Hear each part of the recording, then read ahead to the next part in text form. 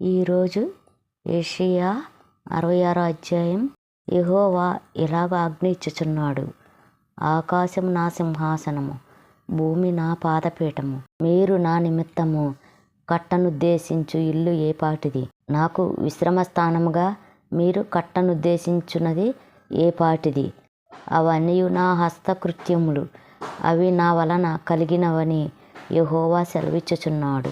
ఎవడు దీనుడై నలిగిన హృదయం గలవాడై నా మాట విని వణుకుచుండునో వానినే నేను దృష్టించుచున్నాను.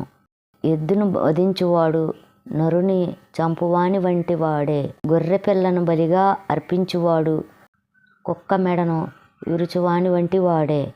నైవేద్యము చేయువాడు పంది రక్తము అర్పించువాని వంటి వాడే. ధూపం వేయువాడు బొమ్మను స్తుతించువాని వంటి వాడే. వారు తమకిష్టమైనట్లుగా త్రోవలను ఏర్పరచుకునిరి, వారి అసహ్యమైన పనులు తమకే ఇష్టముగా ఉన్నవి. నేను పిలిచినప్పుడు ఉత్తరమిచ్చు వాడొక్కడునూ లేకపోయెను, నేను మాటలాడినప్పుడు వినువాడొక్కడునూ లేకపోయెను.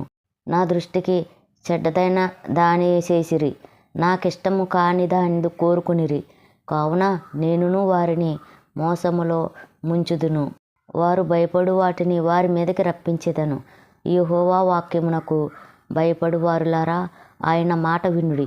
మిమ్మును ద్వేషించుచు నా నామమును బట్టి మిమ్మును త్రోసివేయు మీ స్వజనులు మీ సంతోషము మాకు కనబడినట్లు యెహోవా మహిమ నొందునుగాక అని చెప్పుదురు. వారే సిగ్గునందుదురు. ఆలకించుడి, పట్టణములో అల్లరి ధ్వని పుట్టుచున్నది, దేవాలయం నుండి శబ్దం వినబడుచున్నది. నా శత్రువులకు ప్రతీకారం చేయుచుండు యెహోవా శబ్దం వినబడుచున్నది.